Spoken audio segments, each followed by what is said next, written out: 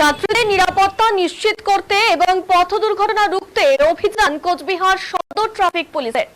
দীর্ঘদিন ধরে অভিযোগ উঠছিল নিয়ম নীতির তোয়াক্কা না করে যাত্রীবাহী গাড়ির ছাদে বহন করা হচ্ছে ভারী বাণিজ্যিক পণ্য। এর ফলে যে কোনো মুহূর্তে বড়সড় দুর্ঘটনার আশঙ্কা তৈরি হচ্ছিল। সাধারণ যাত্রীদের নিরাপত্তা বিঘ্নিত হচ্ছিল প্রতিনিয়ত।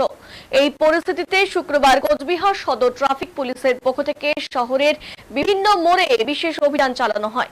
যে সমস্ত যাত্রীবাহী গাড়ির ছাদে এই ধরনের বিপজ্জনক সামগ্রী পাওয়া যায়, এদিন তাদের আটকে কড়া হুঁশিয়ারি দেওয়া হয় ট্রাফিক পুলিশের পক্ষ থেকে।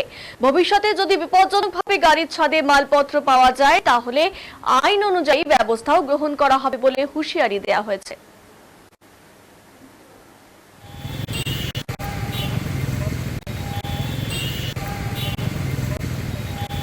আপনাদের চেকিং চলছে, আজকে বিশেষ চেকিং রয়েছে, কি আজকে কি চেকিং করছে স্পেশালি? আজকের বিষয়টা মূলত রয়েছে গাড়িতে, বিশেষ করে পাবলিক ট্রান্সপোর্টে বাস হলো বা যে অন্যান্য অটো রয়েছে, সেগুলো দেখা যাচ্ছে যে গাড়ির ওপরে উঠে তারা বিপজ্জনক অবস্থায় কমার্শিয়াল গুডস ক্যারি করছে, যার কোনো ভ্যালিড পেপারস বা অনুমতি, আরটিও থেকে অনুমতি তারা দেখাতে পারে। তো তার বিরুদ্ধে অভিযান চলছে এবং আজকে মূলত তাদেরকে জানানো হচ্ছে যে এইভাবে এত বিপজ্জনক অবস্থায় বিনা অনুমতিতে এইভাবে মাল যাতে ক্যারি করা না। স্যার, আরেকটা